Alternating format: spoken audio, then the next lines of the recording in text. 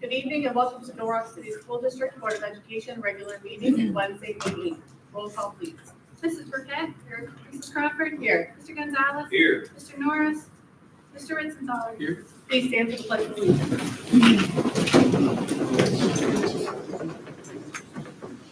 Allegiance to the flag of the United States of America and to the republic for which it stands, one nation, under God, indivisible, with liberty and justice for all.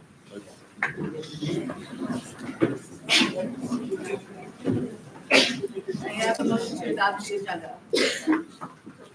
Second, Second. roll call, please. Mrs. Burkett. Yes. Mr. Gonzalez. Yes. Mrs. Crawford. Yes. Mr. Ritzenthaler. Yes. Educational spotlight.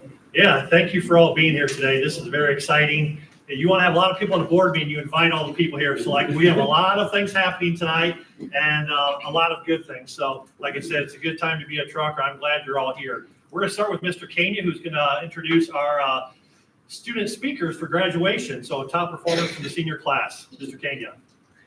All right, thank you. It's my honor to introduce our speakers at graduation, our valedictorian, salutatorian, our class president, and we have a National Merit finalist as well to recognize tonight. So we are going to start, we'll start Natalia, if you come down. We are going to start in order of the agenda. So the first person to introduce is our valedictorian of the class of 2024. Her name is Natalia Organ. She will graduate here with a 4.2475 GPA, had a 34 on her ACT. She's a Key Club president and a member of National Honor Society. She's the daughter of Angela and Matthew Organ. And if you would, share what your future plans are. I'm going to Ohio State University and majoring in political science on agriculture. All right, she's going to be a Buckeye, so let's hear it for Natalia.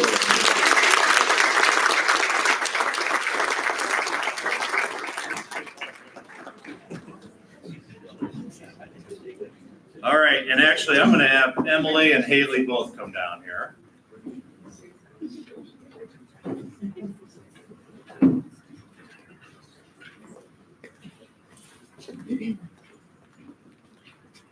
So this year was as competitive as it's been in my time. I've been at Norwalk High School 11 years, and the difference between first for valedictorian and fourth place was 4 1,000ths of a point. So to add to that, the unlikelihood that there is an exact tie, of course, for salutatorian between Haley and Emily. They ended up with the exact same GPA, 4.3 GPA, and a 32 on their ACT, and they're going to be co-salutatorians, both speaking at graduation. A couple of the things that we do tonight, when you enter Norwalk High School, we do have our academic boards. So to make it official tonight, we're going to slide their names into there and get pictures here as soon as they're done, as that honor is a nice thing. So we'll start with Emily. Emily is a member of the SBC winning softball team. So first one is she's a member of Academic Challenge. They were the Firelands Challenge runner-ups. They placed really high this year, did a great job. She's been a member of that for all of her time here at Norwalk High School. She's a National Honor Society president, and she's the daughter of Kim and Stephen Skeel. Let's hear it for Emily Skeel.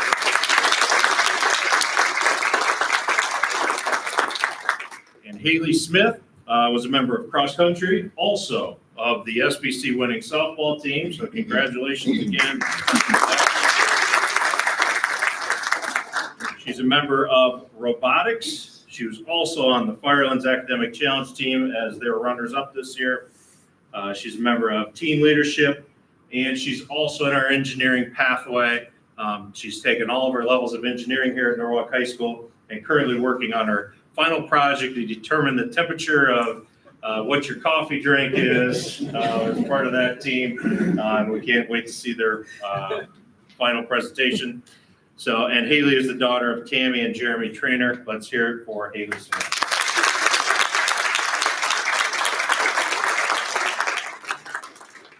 These ladies cost me a lot of money because I challenged that if you take care of Edison, who is traditionally like top shelf academic challenge, And we beat them not once, twice, yeah, 3 times. So you're saying like where our level is, and these are 2 key players on that team. So that's fun to see, not only top of the class, but also the many activities you're involved with. Because like I said, be engaged at Norwalk High School, and that's what you're seeing at the very elite level with our ladies here. So congratulations.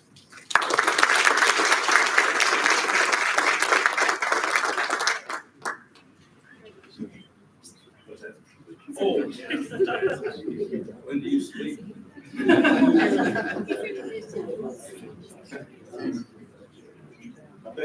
Thank you, Mr. Gracer. I've got your future plans, so Emily, why don't you go first? I plan to attend either the University of Toledo or BGSU to pursue a degree in Health and Human Services with a pre-professional track in for physician's assistant.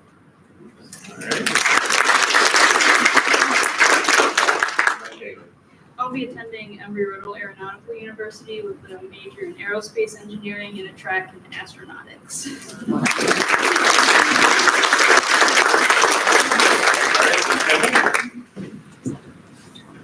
All right, and then our class president this year is Kendall Hammersmith.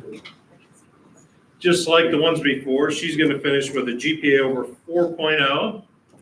She is the class president. She's a member of tennis, student council. She has to dance later tonight, I just found out. So heading over that way, it's probably close to recital time, I'm guessing, if not already happened.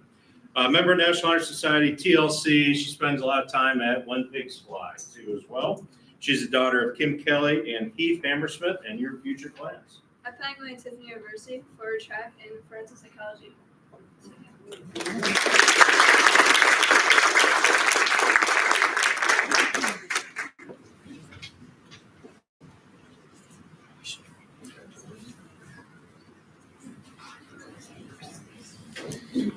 All right, Thomas.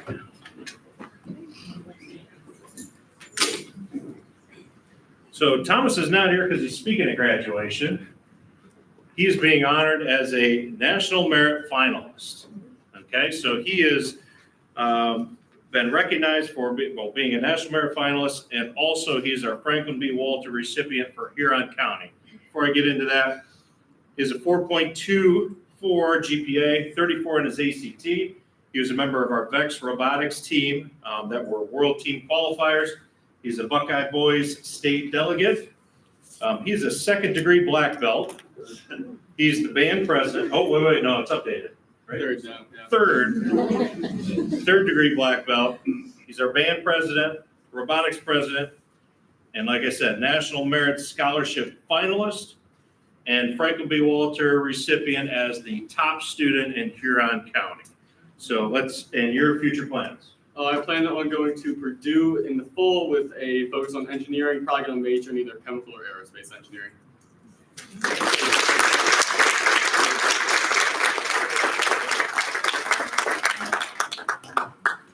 And then he will get a spot in our board here shortly as being a National Merit Finalist.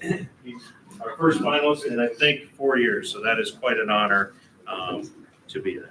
So with students such as this, you can see why being a principal, being a teacher at Norwalk High School, elementary, you started it all, elementary teachers, you started, these same students have been here PK through 12. Like I said, it's fun doing our jobs and our role because we're with people like this every day. And that's a whole lot of influence, motivation to see what you guys are going to do in the future. So we definitely want to stay connected and come back and live in Norwalk, work in Norwalk, and do big things in Norwalk too. I'm looking at you. All right, if I could have my people for the board, we'll go slide these in, get pictures here.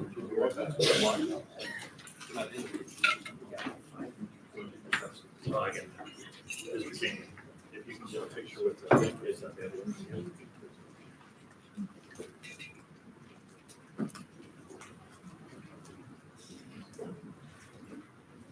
All right, our second celebration for the evening, we are honored recognizing Pleasant Elementary. So those that know Pleasant Elementary, it is a special place.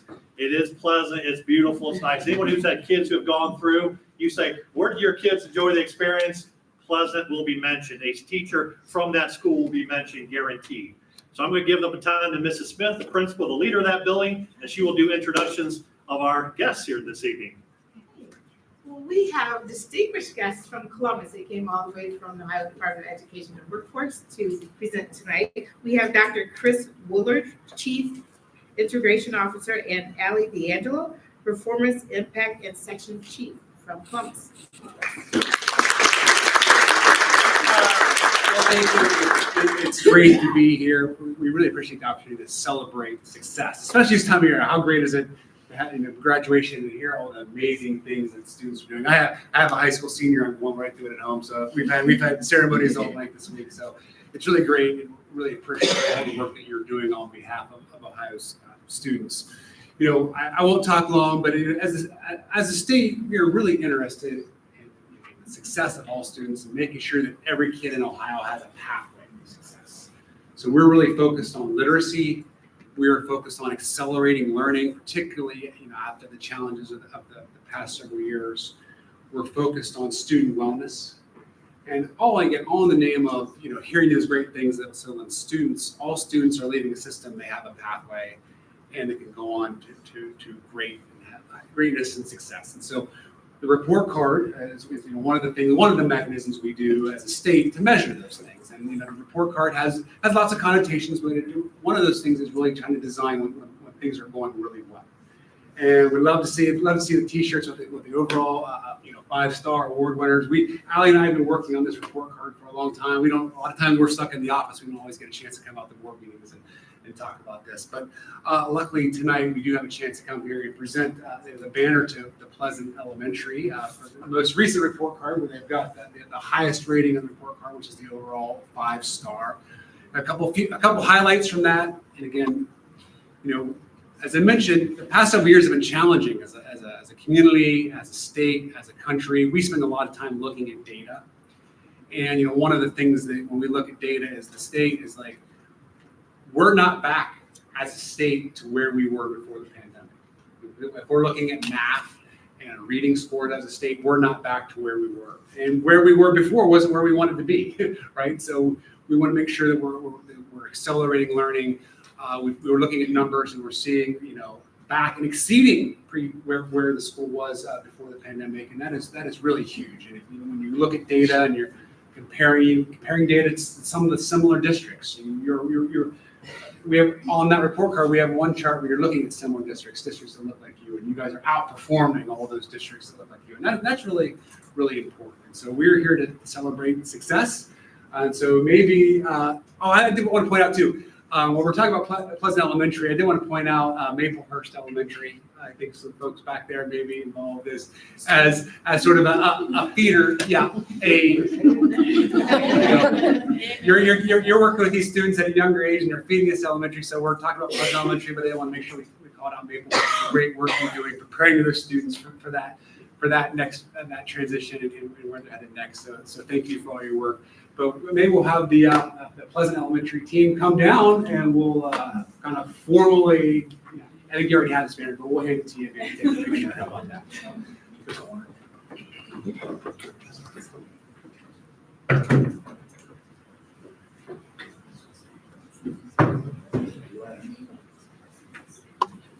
Yeah.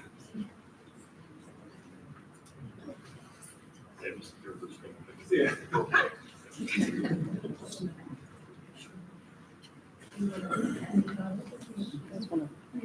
Towards the middle. Yeah, if you want to move the middle.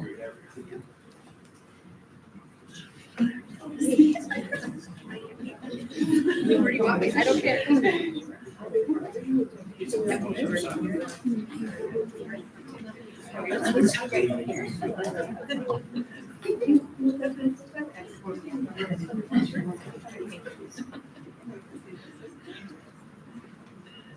Ready? 1, 2, 3. Very nice.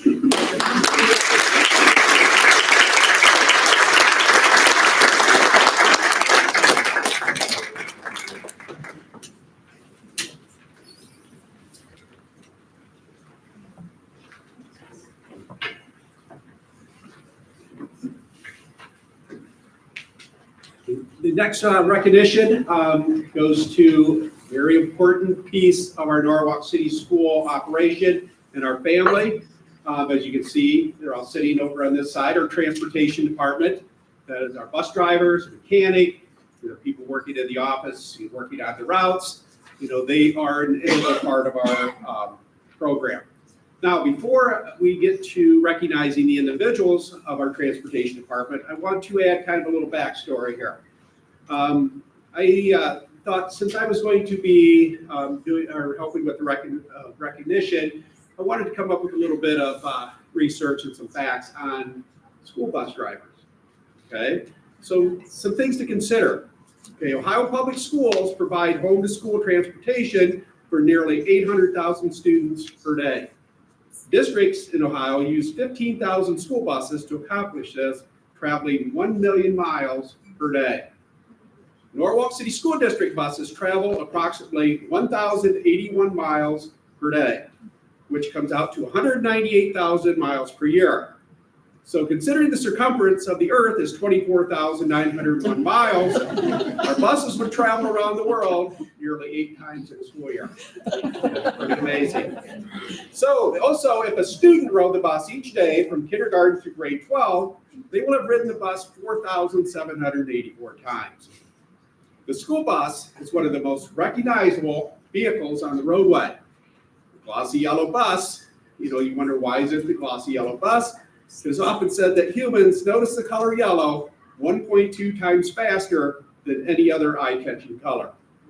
And the school bus is also the most regulated vehicle on the road. Bus drivers are many times the first and last person that a child sees during a school day.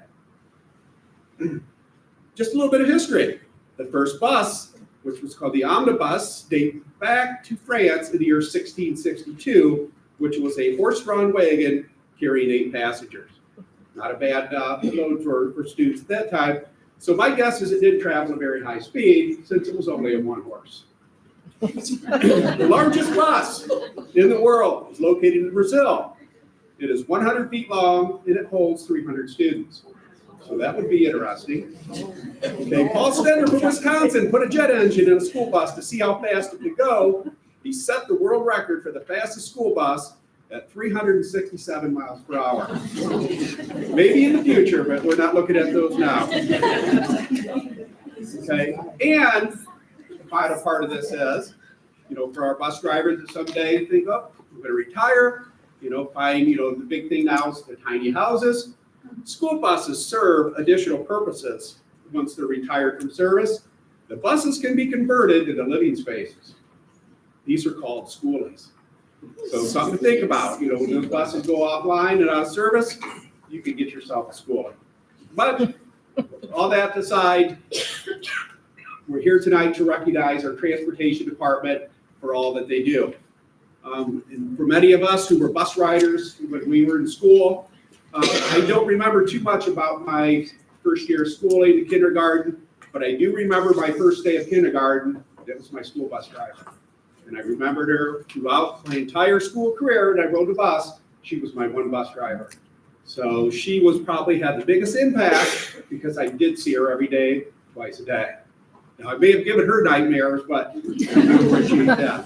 So on behalf of the Norwalk City School District, the Board of Education, our students, staff, parents, community, I'd like to recognize tonight our school bus drivers and our transportation staff for all the great things that you do day in and day out. Up early, doing your pre-drive inspection, out there in the cold and the dark, waiting for that call from Mr. Cooley, to cancel school that day. Sometimes right up to the Waiting last too minute. long, I know. I'll say right up to the last minute. But again, everyone, you are a very important, vital part of our school district, and we could not make it go without your dedication and your service. So tonight we recognize you for being the dedicated individuals that get our students to and from school safely and in a timely manner. So when I call your name, if you would please come up to be recognized. Okay, Shelley Land.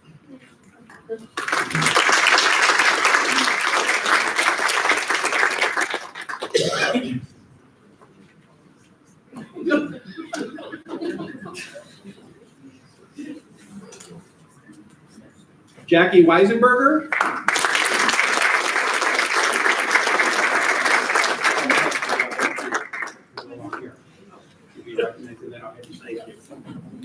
We're taking pictures. Yes, we're gonna take pictures. Jeff Mills.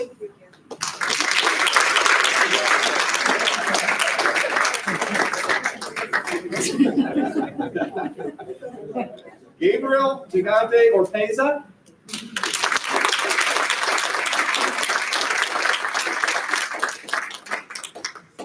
Sue Haas.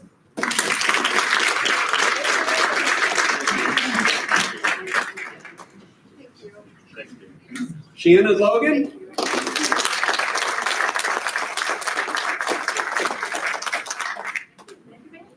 Mary Lynn Ganshorn.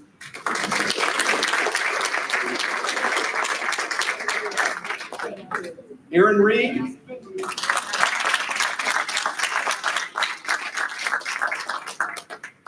Robin Gingell.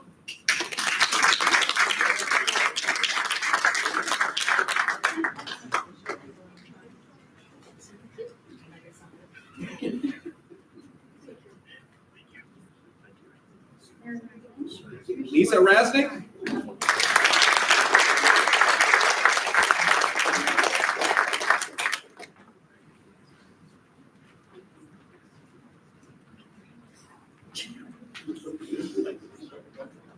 Nancy Payne.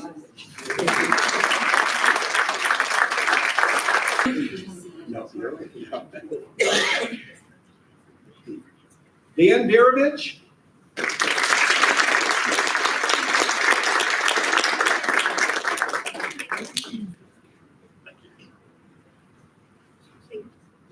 Elaine Toth.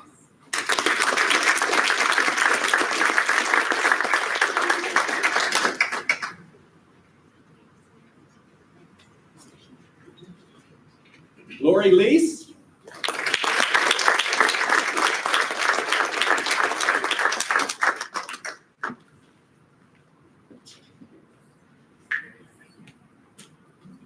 Denise Clark. Jim Turner. Okay. Jim Dedeker.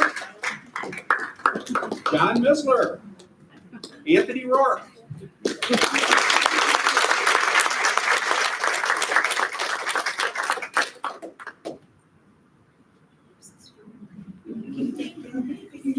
Anthony, make sure all the buses stay on the road. Thank you. Jerry Barker.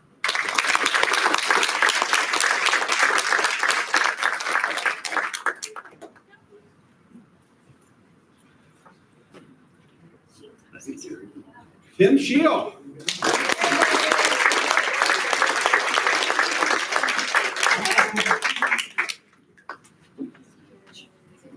And Corey Schmidt.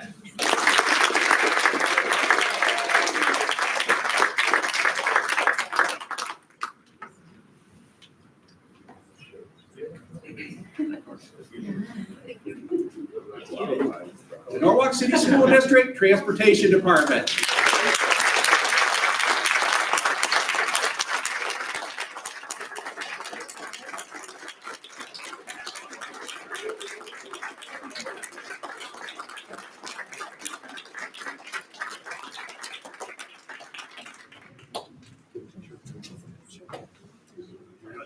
Yeah, hold on.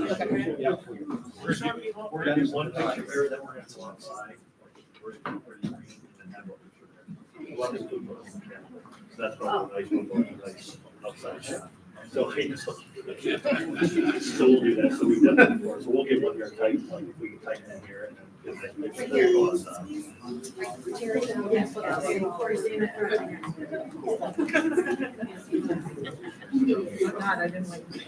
Where are we looking? Yeah, you know, so we're a little uneven here. Anthony Steele. Nancy, come on. No hiding. Ready? We'll go up, I'll find you in the back here. 1, 2, 3.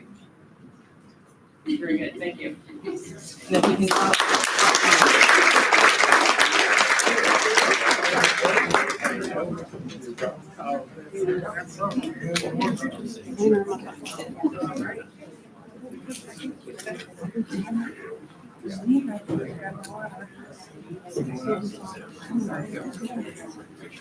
All right, we are going to move to the fourth and final piece of our recognition tonight and honoring our retirees. Mr. Schmidt's going to speak to our first one on the list there. If you see the list, we haven't had a power list like this in a long time. Like, it's good to have this evening, but it's also a little bit scary because you're talking the best of the best. And when you look at that list from top to bottom, that is not someone as a school district that we like to replace those very people. But the reality is they've earned it. They're ready to make that next step into retirement. So we have a lot of quality people with a lot of years. So Mr. Schmidt knows best. Wow.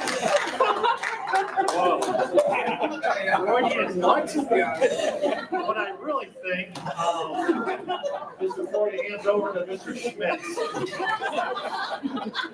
Glad I got some laughter tonight. All right, I guess I gotta change my name. So first one on our list from our department, Rose Wise. I think 14 years she's been with us.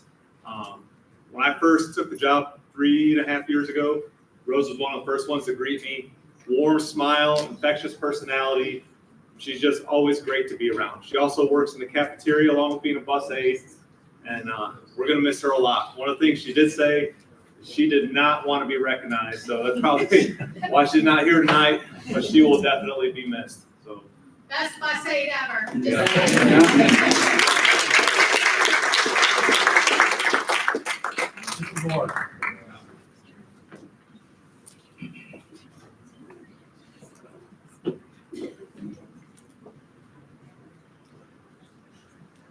Glad your name doesn't sound like anything else. I'm pretty cold.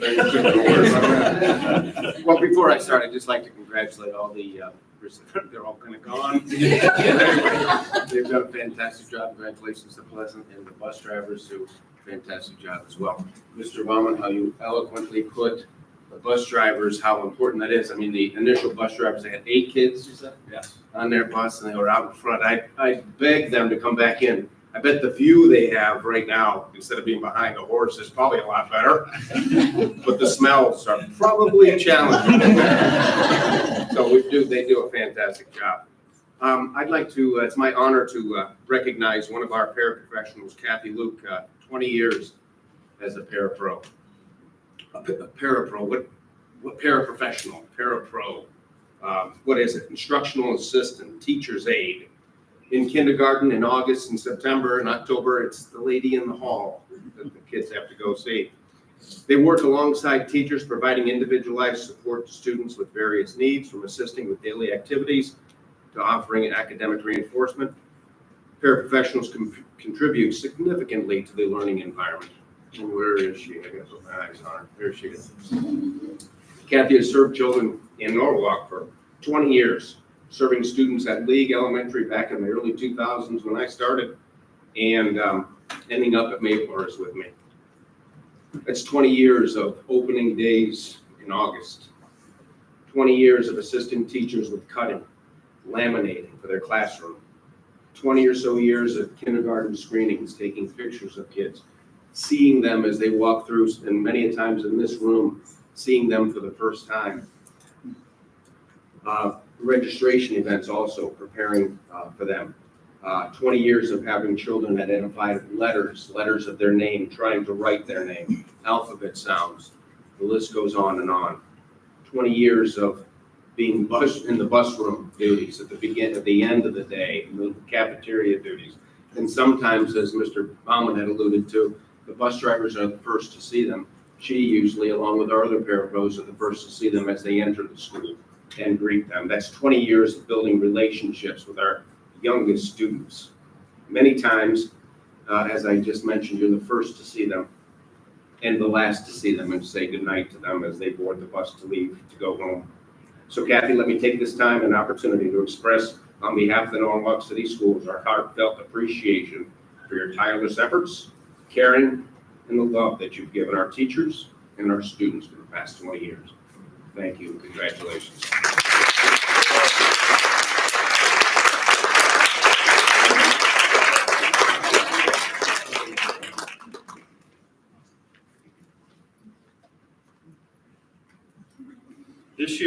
doing something a bit different. We are actually having a truck that each retiree is getting. So I apologize to those that are retiring if you actually were looking forward to that bell. We thought as truckers, it's appropriate to have this, so put this in your office, den, mantle space. It'll be very nice. So this is our first year of doing that. So you are the first one to get our truck here.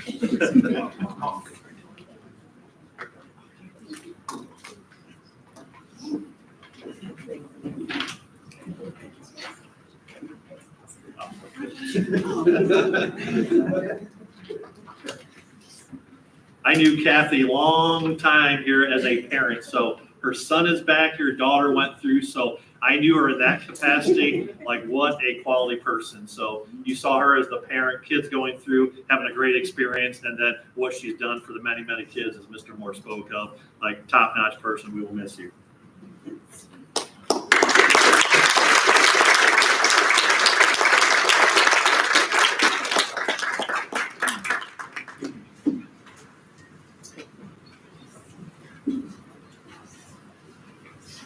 All right, I have quite a few people to introduce tonight. I have quite a crew. I feel humble and like I don't deserve to introduce so many of them tonight, but it is my pleasure to do so. My first one is Mary Hinckley. Mary, I'm gonna have you come down here for this. So Mary has been with the district for 20 years. 20 years. Mary served as a one-to-one aide during all of her time here at Norwalk City Schools. And the great skill she brought with us is her background in nursing, because working as a one-to-one aide, she's worked with students who have very, very high needs. And she has provided her expertise and her special set of skills for those students.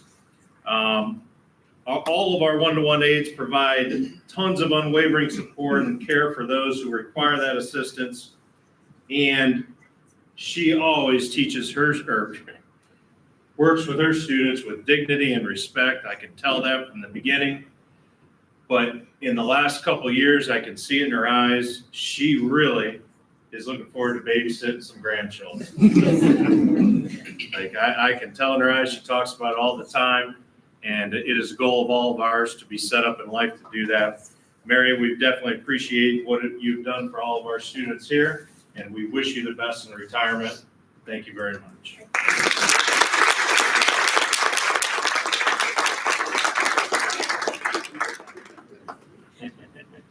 I love Mary because she tells it like it is. So all those kind and nice things, that's not always the case when she speaks to me. I'll tell you the one thing I love about her, this hug that we're getting here, it doesn't match what we had in 2014? Right. That was the longest, toughest, like that state championship hug was beautiful, and that was one of the best hugs I had, and that was with this lady here. So love Mary. Congratulations. Thank you.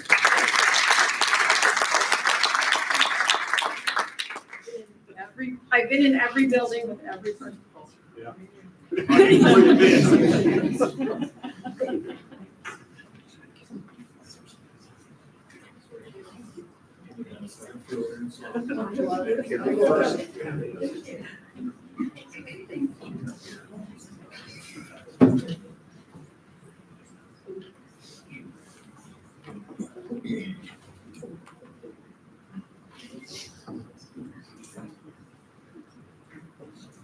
The next person to recognize is Carolyn Krzyzewski. I have a hard time saying that last name. But Carolyn is an educational aide at Main Street School. And she is retired after 21 years of service to the Norwalk City School District. Looking back to my first year as principal of Main Street School, Carolyn was one of those that was there right from the beginning to help me transition to that position at that building. Carolyn is very unique. She is one that wore many hats. She was able to fill in all different positions. We needed our secretaries out, and Carolyn was there. She knew everything. She knew how to keep things moving smoothly. We needed someone to take over a class.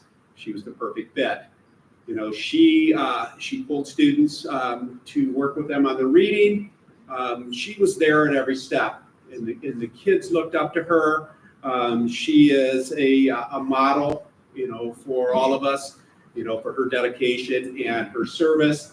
And she always was willing to go the extra mile. You never had to ask her. She was always there to volunteer to say, I will help to make things run smoothly. And she was a wonderful person and a wonderful employee. So I know Carolyn's not here tonight, but Carolyn deserves all the recognition because she is a wonderful person.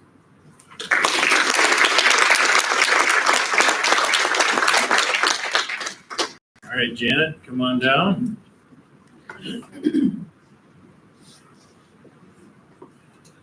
All right, next I have the honor of talking about Janet Peterson, who is retiring with 26 years in the Norwalk City School District. And prior to that, you're in South Carolina for 6 years in North Carolina, 2 years prior to that. I'll say a couple things about Janet. She's one of the kindest people I've ever known, and she works in the field of Spanish education. There are not a lot of them, These are tough positions to fill, and we have gone through, and one of the things Mr. Cooley told me, and I'll share this now with you, when I came in, says the one thing you need to know about Janet is if you're having a tough time, talk to Janet, because she will actually pray for you. She cares that much, and she will not just say it, she will do it, and she is that kind of person. She is a positive professional here in Norwalk High School. I don't think I've ever heard her complain, okay? Not that I've heard. She originally started out here as an ELL aide, and she's an excellent, excellent Spanish teacher. I can remember it like early on before we had ELL aides, we'd have to ask her to translate for us every once in a while in some uncomfortable situations. But she would always step into that situation, be so kind to the parents, the things you don't teach. Greet them in their native language, sit them down, say who she is and what's there. I didn't know what she was saying. I think this was happening.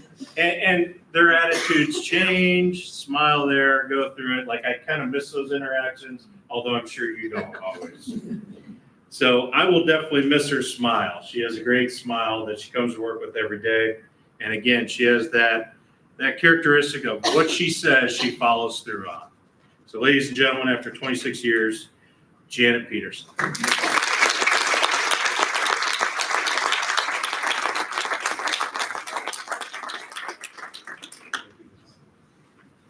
So Janet is a good neighbor of mine, so even in retirement, I expect to see her and her husband walking by my house multiple times. So we'll continue to see one another. My best story, speaking of interpreting, I don't know if you remember this story or not, but she was going back and forth interpreting for me. So I had a couple years in high school, one in college means I know nothing about Spanish. So I was like, I'm struggling. I know like vocab words, that's about as best as I could do.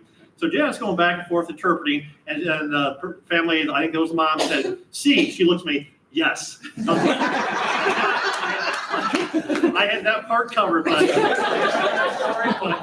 I was good there. I do remember that one word. So that's like when I have to think about a funny story with Jen, like that always comes to mind. But everything that Pat said, quality person, good Christian, and she works with students that want, from a club standpoint, and be in an organization and do that. That is Janet Peterson. So she is rock solid as a person, what she does and who she is. So.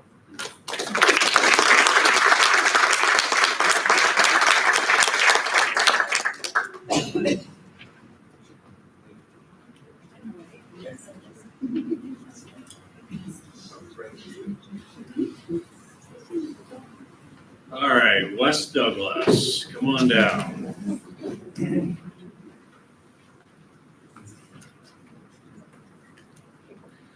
All right, Wes Douglas is retiring after 28 years at Norwalk. Prior to that, he is a Norwalk graduate himself, born through and through. Before I do this, I usually reach out to some people. Hey, I need information on Wes. Okay, I have tons for his roast we're gonna have in 2 weeks. Like it's gonna make Tom Brady look like. So I can't wait for that. And I'm telling you, that'll be a good time. But anyway, a trucker through and through, born and raised in Norwalk, Ohio. For 28 years, he's been a teacher and coach at Norwalk City Schools. During that time, he's impacted thousands of students and athletes at his time in Norwalk High School. He's embodied the spirit of Norwalk High School. You know, he has been that guy that I look to. What is the deal with this, Wes? And he can give me the backstory. He can tell me what is exactly going on with them, and help to guide me. You know, I rely and I respect everything he says about it, help to guide me in how to handle a certain situation. He has coached these sports that I know of: baseball, basketball, football, and golf during this time. In 28 years as head baseball coach.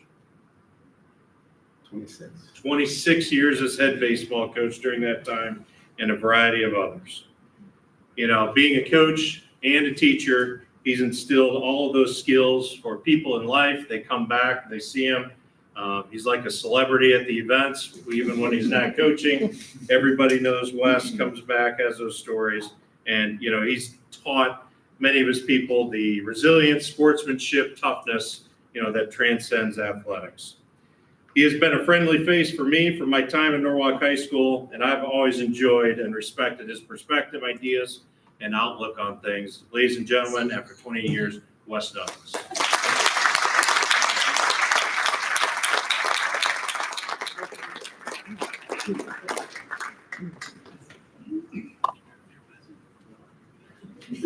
So usually when you're talking about having stories with Wes, they're usually funny stories because that's what he brings. Like, there's plenty of good stories, as Mr. Caney shared. One thing where I got a bit emotional because the ladies that we've, you know, honored this evening, like, it's legitimate. I could start crying in a second with them. With Mr. Douglas, you don't. Like, there's a funny story, Wayne. You're just not going there with him. But I'll tell you, when I sat for our athletic awards several months ago, and it was Mr. Slaughter did a great job actually speaking about how many kids from the athletic side and all the sports that Coach Douglas has impacted young men going through Norwalk High School, and that impact. So I'm sitting in that seat as Josh Slaughter is covering those things. And you think about the number of people that can say, like, years and years, what he has done for them. And now 30, 40, how old are they? I'm like, we like 50s, some of those 40s. I'll stop at 40s. Those kids that are 40s now, like, that's where it hit me, like, what he has done. So far more than you're saying as a teacher, yeah, that coaching, because that's one and the same. Like, coaching and teaching, it's the same. You're molding youth, and that's what this guy's done for a long, long time.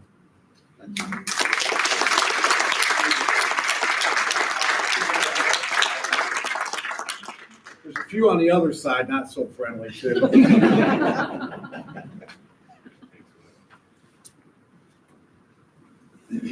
Okay, the next honoree, Michelle Mikado. Michelle's being recognized for 36 years of loyal, dedicated service to the Norwalk City School District. Thinking back again, my first days at Main Street School, going around meeting the teachers, and I had known Michelle before, kind of in social circles, but I did not know her as an educator. But I said, Michelle, I said, you know, this is my first day here at Main Street, and I don't think this is going to work between us. And she said, why? I said, well, you know, we both come from different schools that were arch rivals in high school. And when I say rivals, that was a very nice way of saying it. But Michelle McConnell is someone, you have to see her in action with her interactions with students. When she, not necessarily closes her door, but she's in her classroom and she starts to teach, you can see the love of teaching. You can see her interacting with the students on a genuine level. I speak personally that all three of my children had her as a teacher, and to this day, they still speak with Mrs. McConnell. Okay, not so much about the subject area that she taught, but it was that relationship that she had with them. You know, the genuine concern. I mean, she always, you know, that was the number one thing with her. She cared about her students, and she made sure that they were always in a good place. And for that, you know, that is the epitome of a great teacher. You know, you can teach the content, but it's that relationship with students, you know, and making them feel welcome, making them feel appreciated and accepted is the true sign of a great teacher. And I know Michelle's not here this evening, but, you know, to say, Mrs. McConnell, you have made a lasting impact on hundreds and hundreds of students. It was one of the things that, it was warming to the heart, is that, the students always came back to see her. I don't care if they were seniors in high school or college students, when they came to Main Street, they went to see Mrs. McConnell. And to me, that's, what it's all about. It's not that you, as a teacher and educator, that you expect, that gratification that kids are going to, look at you and say, well, I really appreciate it. But at the time, many times it's many, many years later that you are rewarded with that. Okay, not that you asked for it, that you expect it, but that is what makes it all worthwhile. So, Mr. Cooley, do you want to add? As a high school principal, I can tell you when kids talk about, what is Main Street, who do you mention? It is her. When we had our senior videos for graduation, who is in those videos? It's Michelle McConnell, because kids go back to the teacher that meant the most to them. So a little bit like Mrs. Hinckley, Michelle McConnell, as you know, will say it like it is too, to adults. But to kids, she is fabulous. And that's what you respect about Michelle McConnell.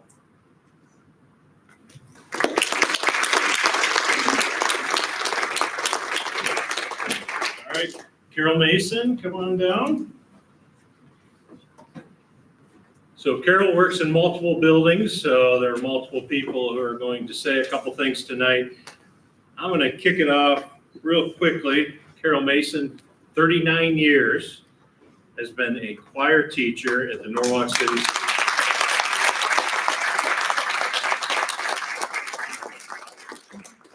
Before I get started, while I'm here, I want to invite everyone to our final Norwalk High School concert on May 21st. We're expecting a great night and a packed house, and it should be a memorable night for all.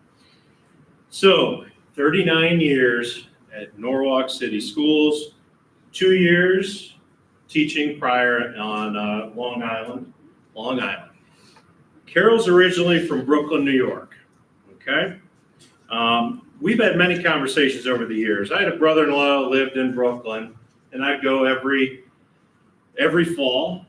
We'd go over Thanksgiving week, and I'd talk to her about Brooklyn.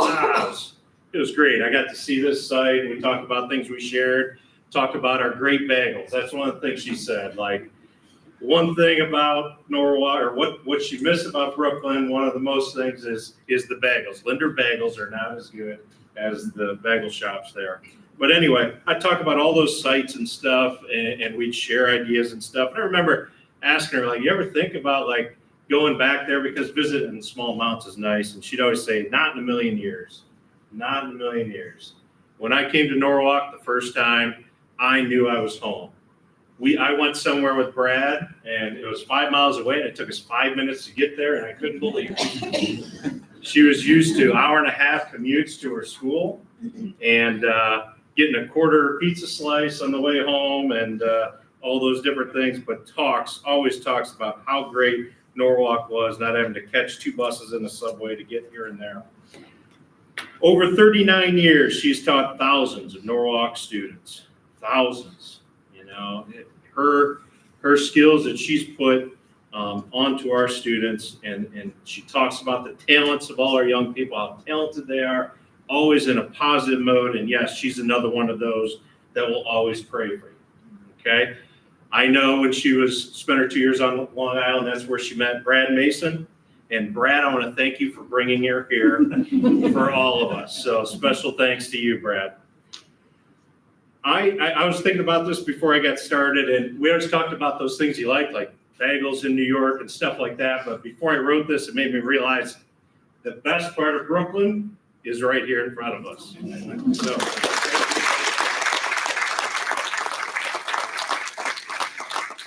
I want to talk about a little bit about the impact that Mrs. Mason has had on our students. I had the privilege for the last 9 years of being her evaluator and going in and seeing her do her magic with the kids. And it was always amazing that she gave kids time in class to talk about the good and bad things that were going on in their lives at that time. She let them vocalize that. She always would sympathize with them when they're going through bad times and cheer them when they're going through good times. She would break out a story every once in a while and read from a book and then talk about the story with them. It wasn't always about singing. And I will miss greatly in her class where she would sing out, "Hello, class." Hello, Mr. Swartz. Hello, Mrs. Mason. I need some work. Tried to get me to sing in that class and I just would never do it, never do it. And the day, it was funny because the day before she sent us the email that she was hanging it up, I was just at a dog walk with my wife talking about her. 41 years in education and has the energy of a second-year teacher. Every day she brings that energy to the kids and they love her to death. Then the next day she sends us the email. Now she's in my building at the middle school at the end of the day. So I made sure I walked right down to her class when she was coming in to start that class and she was in there and I just walked in and said, no. That's all I said was no. And she gave me a big hug. I was telling her she can't go. And then when she announced it to the class, her class, the crying was unbelievable. The kids were just crying because she was leaving. And I'm happy for you, and I'm happy for the impact that you had on thousands of kids. And congratulations, you're just a fantastic person. Thank you.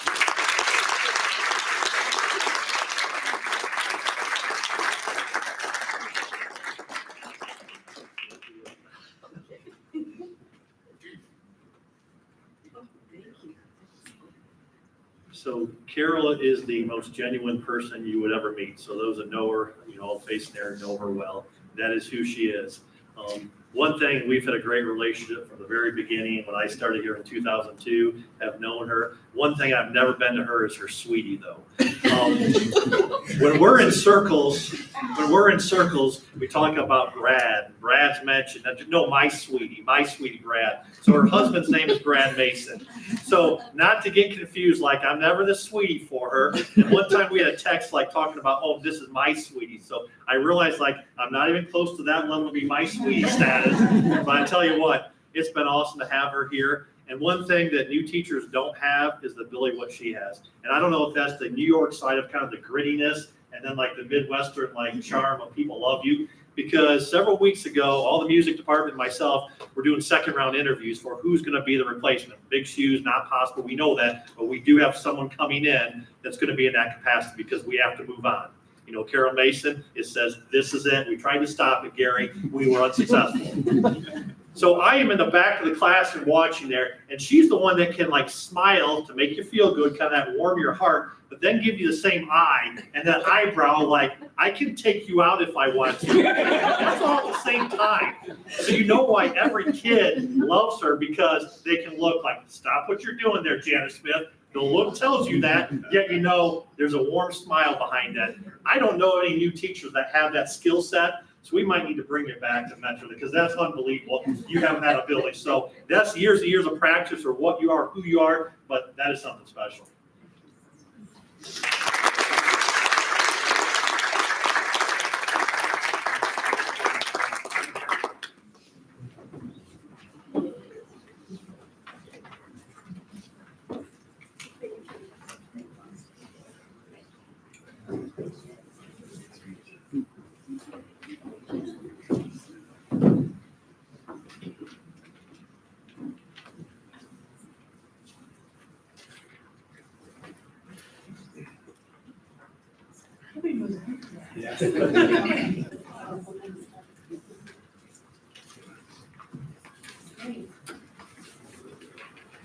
Public participation. Each person who wishes to address the board will be asked to give his or her name and address.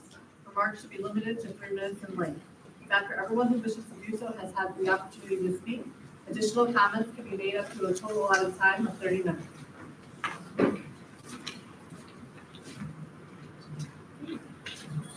Special presentation. Boring. Someone else introducing. Boring. Please come forward. Good choice.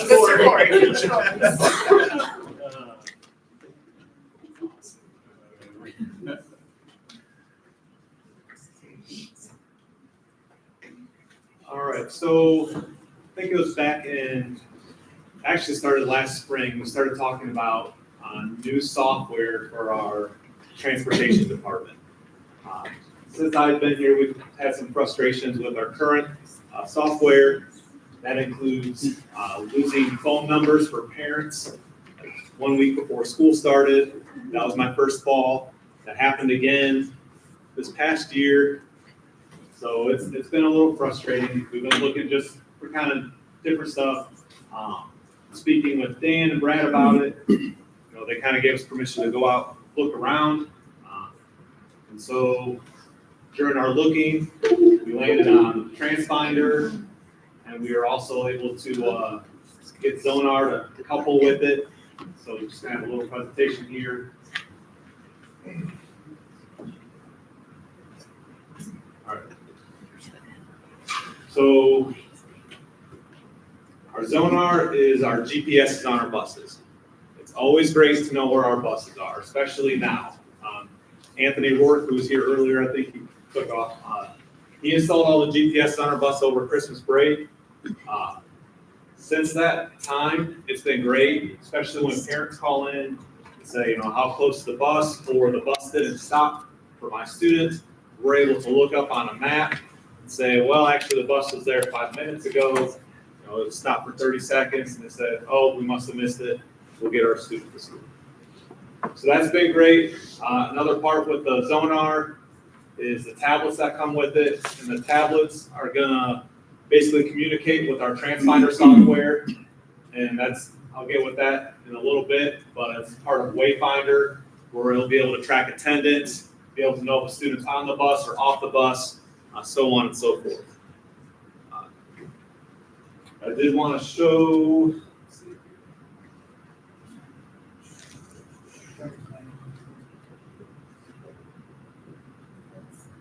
might have to refresh this. So this is kind of like what we're looking at. So right now, this is live. So we got 2 buses over at Clyde SVC. Baseball team's getting ready to come back from Willard. And then the rest of our buses are down at the bus garage here. If you were to zoom. Maybe.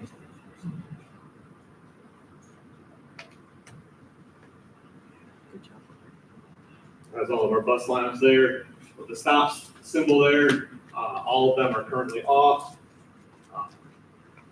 Let's say we did get a call on something, go to bus 2, and look up the history. And we can see where it's gone throughout the day. All the yellow is the idle time here, has the route. The arrows are where it has stopped and opened its door. So once again, you can zoom in on that, and it'll show more of them. But as it goes,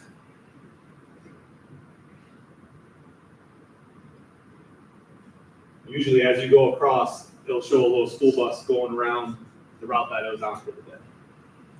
So that's been exciting to have.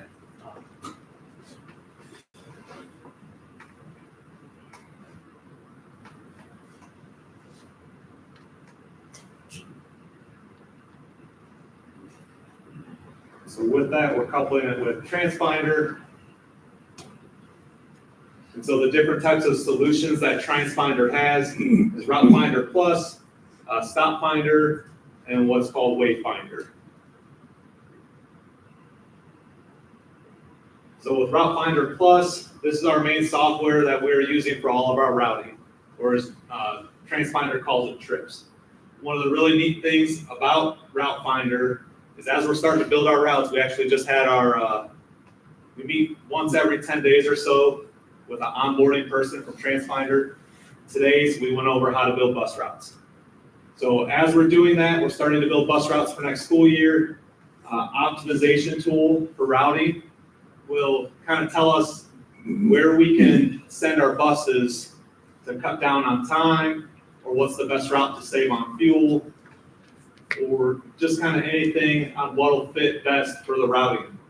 Emerging email capability is going to be a big one also.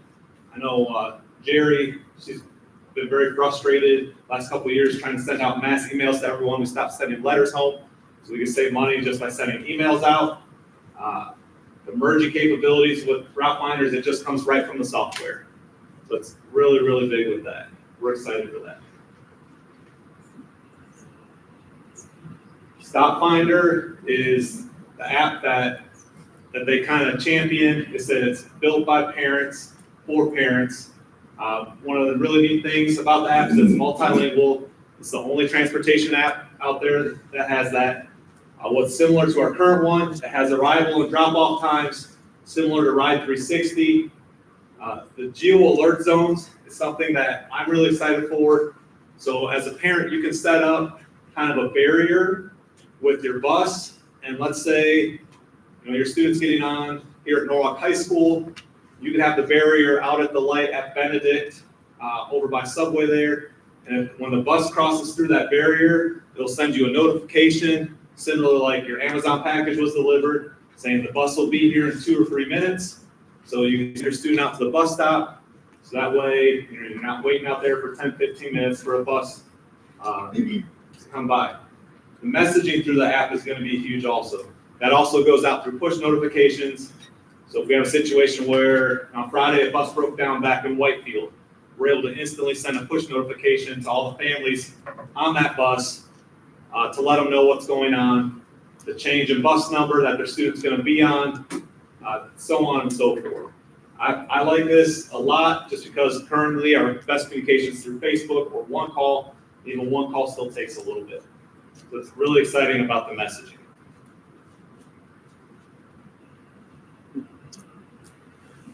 Wayfinder is the last solution that we're going to have. It does come with RFID cards for students to carry on them, and it helps with attendance. So basically with the card, or the bus driver can do it as well once we have the driver's trained. So this is what interacts with the tablet. So they will scan their card right next to the tablet, and it'll pop up. It'll show the student's face on the card, or student's face on the tablet. And then they'll know, the student's on board. If they don't have their card for the day, the driver can grab the tablet, click students on the bus, so on and so forth. I already talked about communication with tablets. The turn-by-turn navigation. So Ohio is one of the states where we're not allowed to have any mobile devices or any devices with screens while we're driving. So we are able to black out the screen, but we can't have turn-by-turn navigation. So that'll be great when substitute drivers are having to drive the bus route. So these are our 3 solutions with TransFinder. So for the beginning of the school year, we'll be looking at StopFinder, the parent app. It's going to be a soft rollout. We might have a pilot group to make sure that the app is working correctly. Hopefully by October, we'll be all the way out. TransFinder is really big on making sure that we have all our bases covered before we roll it out, so it's not creating chaos within busing. So this is our TransFinder and Zonar. You guys have any questions? Voice notification can be used by if you're going to a game or something like that, or a field trip. So the field trip portion, we did not purchase. So that would still be, just like the old school MapQuest, what we did back in the 90s, printed out MapQuest, and that's how we still do it with drivers right now. And that's available if you want. It is available on the road if we decide to purchase it. So Let us know. If we don't, seriously, because I don't know how they do it, they get kids there on field trips and technically, wow. They're magicians. Through that traffic. They're all magicians. Yeah, so.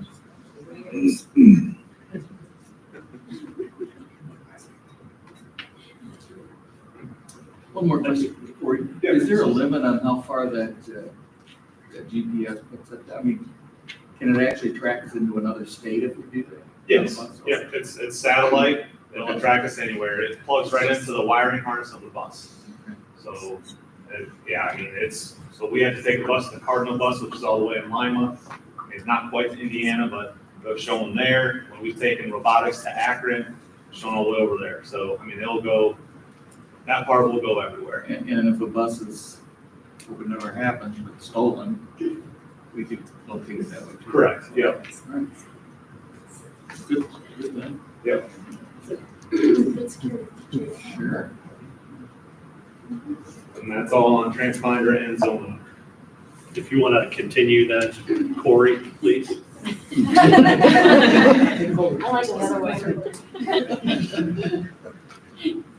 So permanent improvement.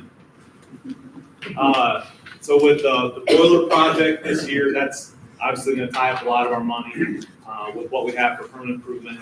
Our biggest improvements are gonna be the painting in the district. I feel like that's really helped over the last couple of years, freshening up the elementary schools. Here at the high school, repainting some of the halls, doing the same thing at the middle school here pretty soon. So painting's gonna be a big part.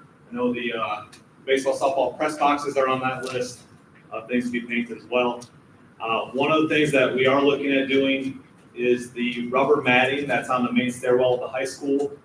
It's starting to lose its grip. It's also getting cut in certain places. So we're gonna be looking at replacing that. We're still getting quotes on that.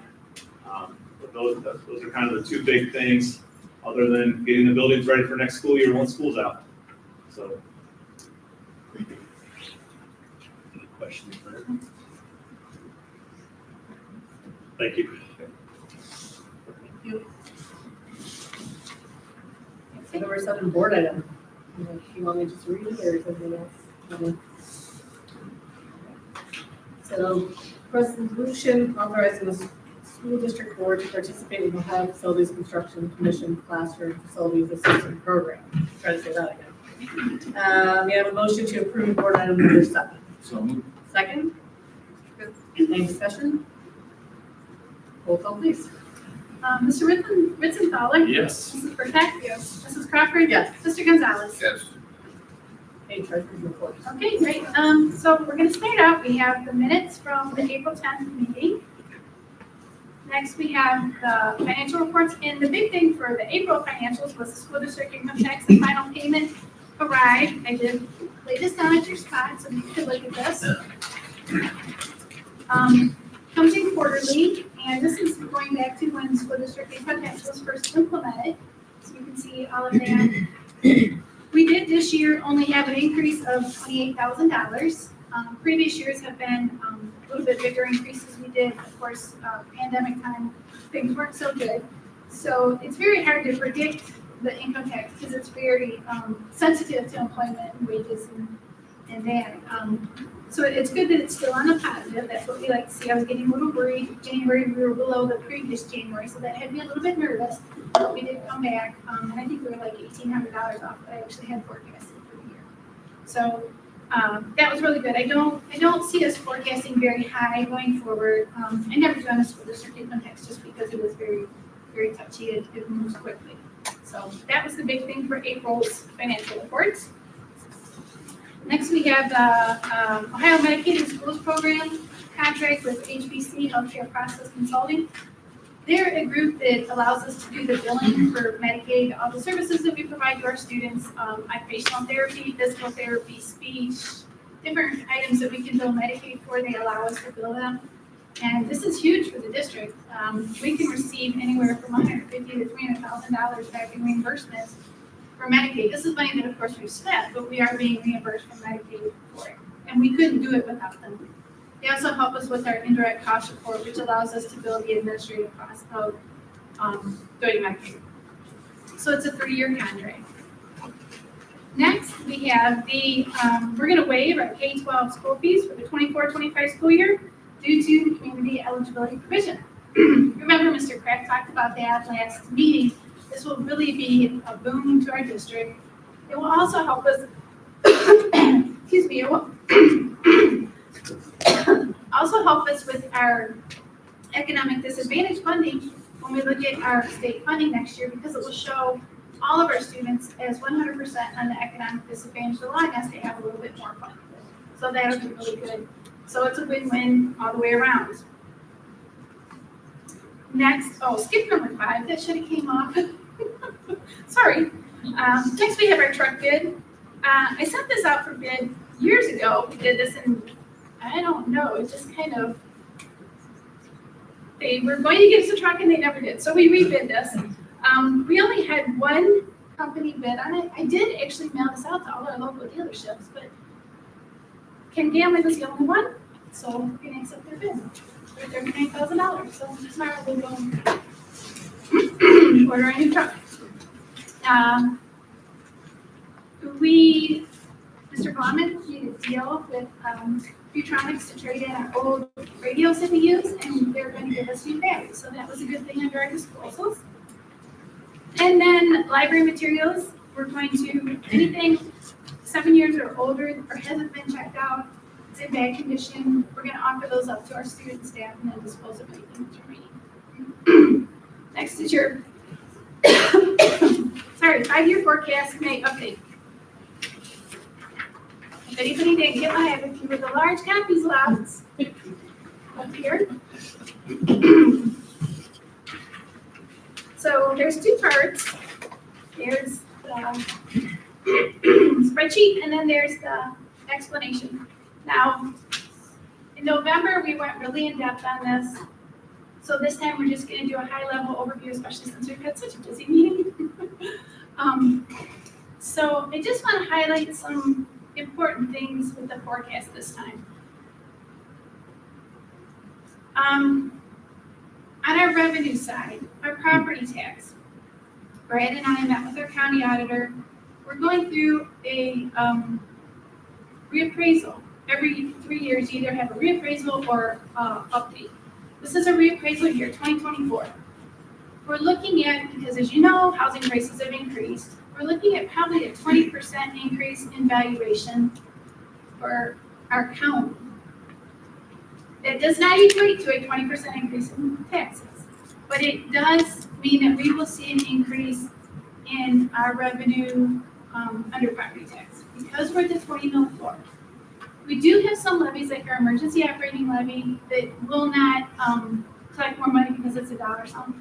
But we're looking at an increase of maybe $1.2 million over the next tax year, which splits over fiscal years. So it actually will be in 25 and 26. So we're looking at $600,000 next year in 2025, which starts July 1st, and then another $600,000 additional in 26, for a total of $1.2 million. This makes me a little nervous though, because the state keeps talking about changing this because they're concerned about people's property taxes going up.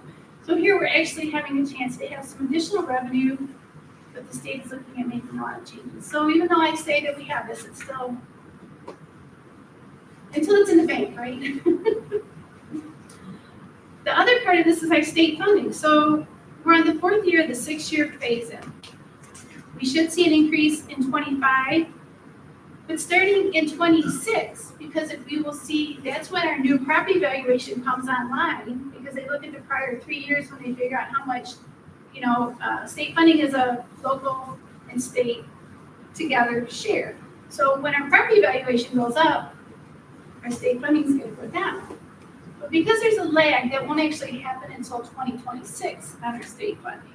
So next year, we will look at having a little bit more in the way of revenues than we will in 26, which is just, it's the way it works. Same thing there, though. We're not guaranteed anything past 25, which is next year. And our CEP program should bring in some more revenue. But these are all still such estimates that it's hard for me to say that we're going to have more money because I'm still worried that it actually will happen. And then we have our expense side. And to remember here is our ESSER funds. $8 million we've had in ESSER funds since 2020. And this is the last year for our ESSER money. So all of those expenses are either going to have to be eliminated or they're coming back to the general fund. We had 6 elementary teachers. We had an additional school nurse, our summer cleaning, Compass teachers, we had additional aides, we had 8 long-term sub teachers, the study table, we bought Chromebooks, we did so much with this, and now it's gone. So that's why you see a really large increase in salaries for next year because we have 6 teachers coming back.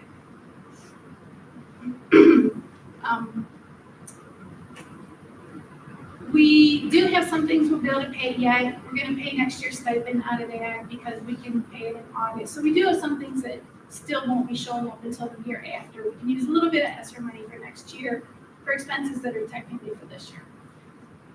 But then after that, it's going to be a little bit harder because we won't be able to do all the extra things.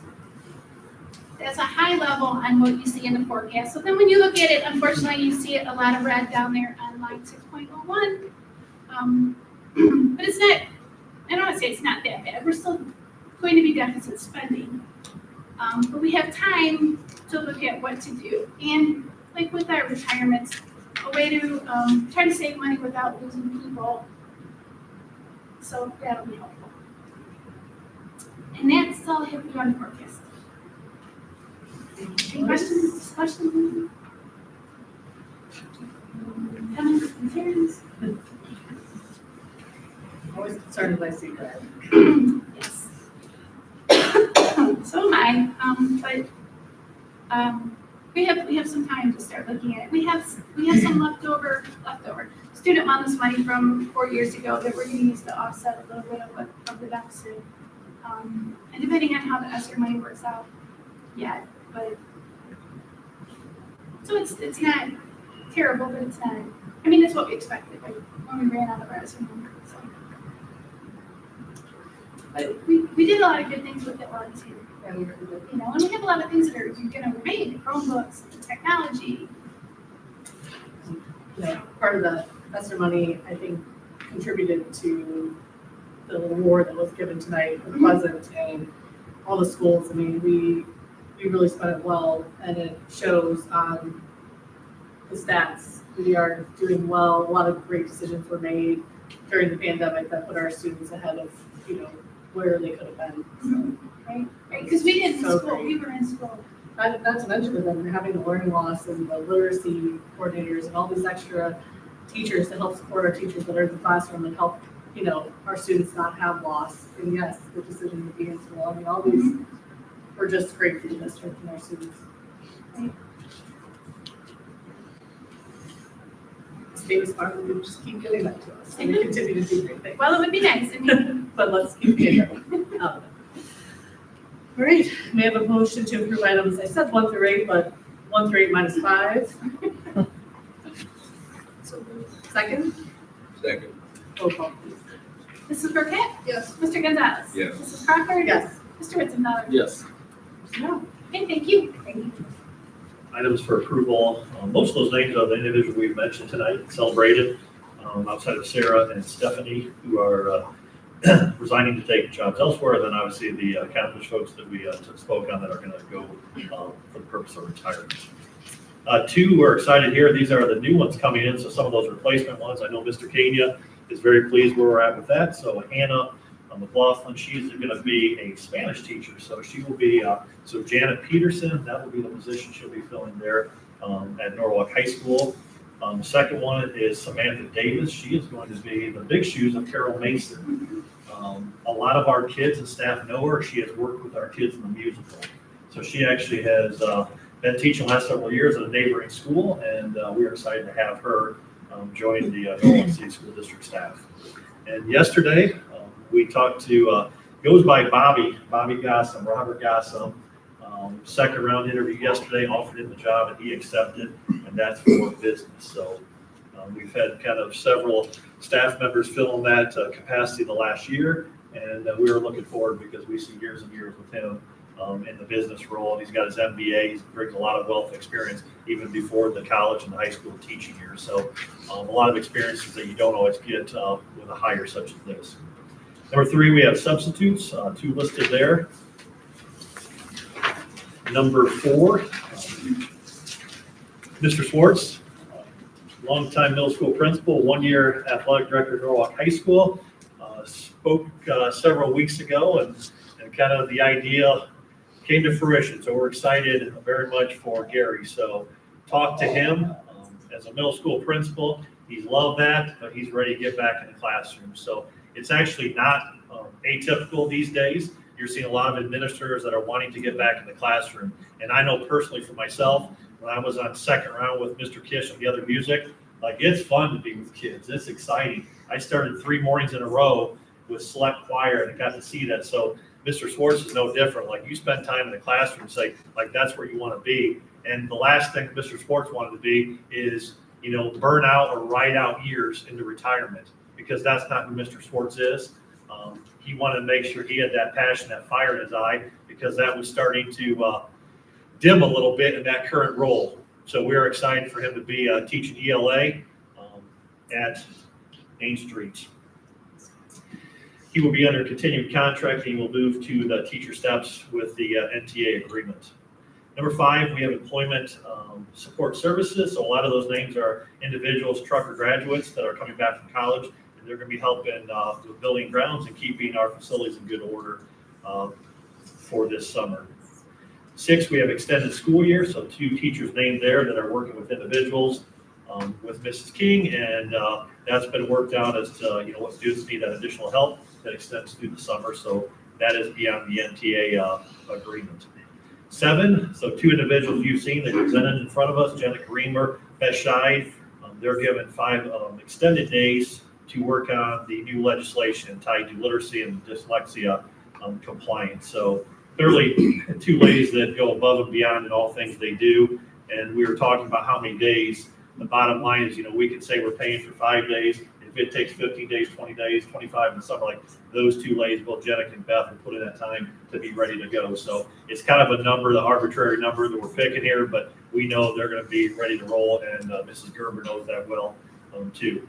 Number 8, gift to training stipend. So those are individuals that will be taking. So when school is finished for kids, teachers have the opportunity to have gifted training. So the beauty of that, by giving them a stipend, is they're not missing during the school year. So you have teachers that I obviously don't want to be out of my classroom and missing time with my kids. So this is an opportunity that you're still in school mode and you're able to take 2 days and get those required trainings you need to be to teach, to work with kids that are identified as gifted. Number 9 is our Project Lead the Way stipend. So that is a high school teacher in Lindsay Webb, and she is also getting a stipend to work on that piece as well. 10, we have supplemental contracts, so many listed there, a lot of the same coaches you've seen, so I'm not going to read every individual name. Most of those head coaches are solid and in place. Norwalk Middle School, we have a list of many advisors and club positions that are available, a lot of the same ones. So here again, it's good to have those same names because that provides the consistency across the board that both parents, teachers, and kids come to expect. Main Street School as well has their academic challenge all the way through robotics. You saw both the kids that were associated with our school and the same kids are our kids that did very well in robotics, and like you're seeing that and what that means, because we're starting at Main Street and it's going to middle school, it's going to high school. So the fact that we're sending the volume of kids we did to Dallas, Texas, we are starting our kids young. So we talked about that in the drama area. We're seeing that with robotics too. So reflected there, and glad to have Katie and Sarah on board for that. The level is pupil activity contracts for Norwalk High School. So here again, we're talking fall, and we are covering the winter sports. So the list of names there. Norwalk Middle School, again, fall and winter sports.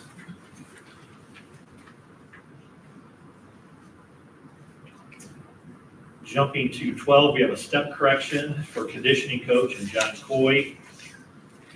13, we have pupil activity contracts for Norwalk High School track coaches. So these are Norwalk High School graduates, and they're young up and coming, and it's glad to have them in the program because they have many years if they want to remain here. So we're excited to have them. 14 are volunteer coaches and advisors starting at Norwalk High School, Main Street. And that is all I have in that area. And a motion to approve items 1 through 14 under personnel. So moved. Second? Any discussion? Okay, roll call please. Mr. Gonzalez? Yes. Ms. Burkett? Yes. Mrs. Crawford? Yes. Mr. Witzenthal? Yes. Number 15, we have one supplemental contract for the 24-25 school year, and that is Jeff Burkett, assistant coach for football. So he'll be on the Keith Board staff once again. Okay, the motion to approve number 15 under personnel. So Second, Second. roll call please. Mr. Witzenthal? Yes. Mr. Gonzalez? Yes. Mrs. Burkett? Mrs. Crawford? Yes. All right, superintendent's reports. We have number 1, our acceptable user policy. So Mrs. Gerber and her team has been working diligently on that to prepare that. So you've seen that document. So that is available for you. Number 2 is our new story school agreement. So that's based on the student placement and the tuition that is tied to that. 3, we have our handbook. So we have actually the elementary is a shared handbook. So all of our elementaries use the same. So that language is cohesive. And Norwalk Middle School has their handbook list as well, and then Norwalk High School has their handbook listed. So there are a couple things. Mr. Kane is here of significance that I wanted him to point out, so I'm going to give the baton to him and let him speak to some of the changes with that. So just the two big things is we're getting ahead of the state law and banning phones in academic classrooms. We're going to work on our procedures to follow suit because the governor's about to sign something coming out.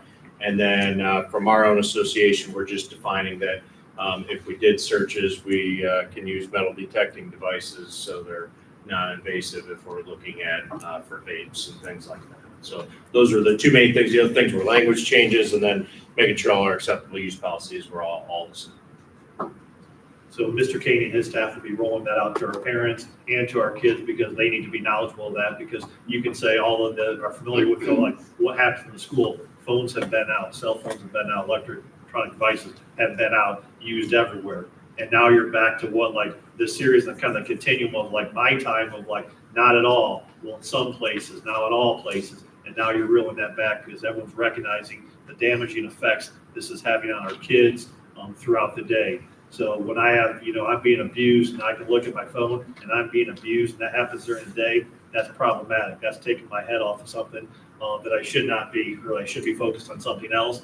And so we all recognize the good from the enforcement side from Norwalk High School, and executing that, that's a difficult piece, as you all understand, because we've gone to this and we're understanding at the state, the highest of levels, they're seeing this. You look at mental health and all that, like, this is all tied to the same story here. And that's what we're having to look at. So it's not going to be fun for Mrs. Linder. It's not going to be fun for Mr. King and Mr. Kreischer. But the reality is, this is what we have to do because the recognition is there of what this means to our kids, for our kids. So, all right, thanks. That's all. And a motion to approve items 1 through 3 under superintendent's reports. Second? Second. Any discussion? Say a prayer for the 3 of you this year. And I promise that I will speak to my daughter once she's not one of the ones that I have to come get the phone for. Mr. Poole, you alluded to it, but is there a communication plan on that? I mean, because that's a pretty significant change. Right, and this is high school, so it's going to be handled through Mr. Kania rather than district and through me. So Mr. Kania. I plan on utilizing newsletters and back to school stuff and still trying to finalize some of the minute details we have to work on to go through this because, yeah, all the stresses are going to be on teachers unfairly, like to start every class. We're trying to come up with ways to remove that from them. And, because like I talked to, we're fighting addictive trillion-dollar companies. Like that's what it is.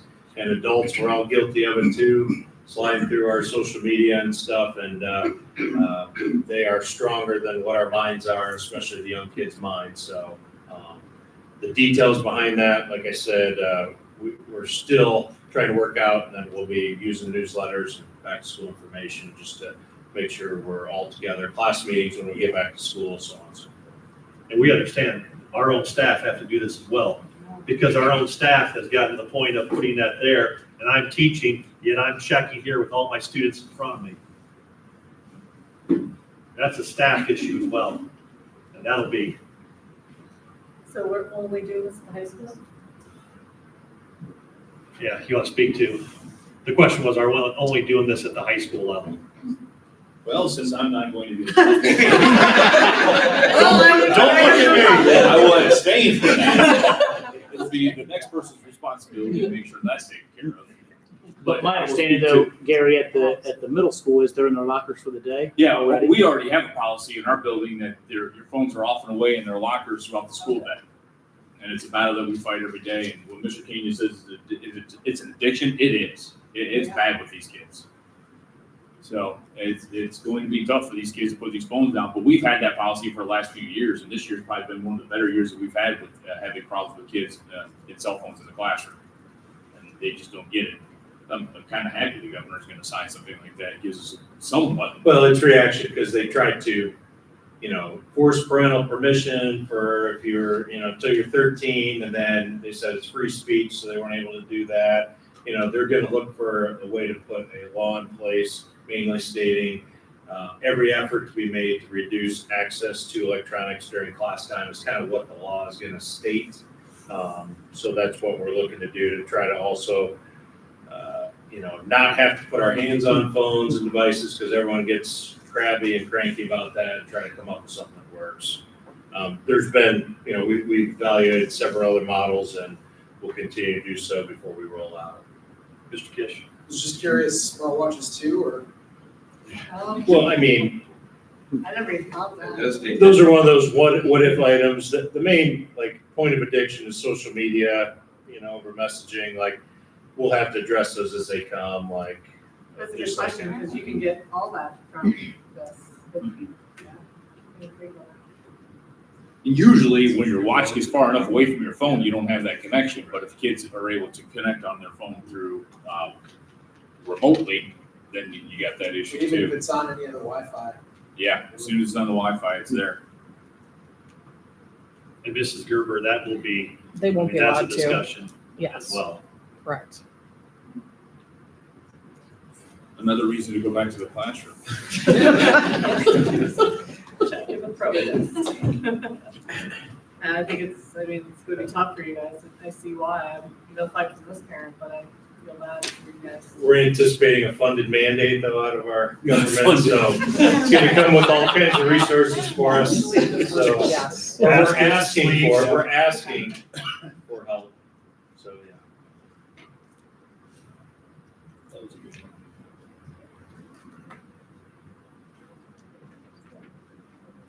All right, any more discussion comments? I just said, can I take roll call? Go ahead. Mrs. Pregnancy Burkett? brain, I'm sorry. Mrs. Roll call, please. Burkett? Yes. Mr. Gonzalez? Yes. Mrs. Crawford? Yes. Mr. Gonzalez? Yes. All right, now, board discussion comments, everybody. So, Monday, 6:30.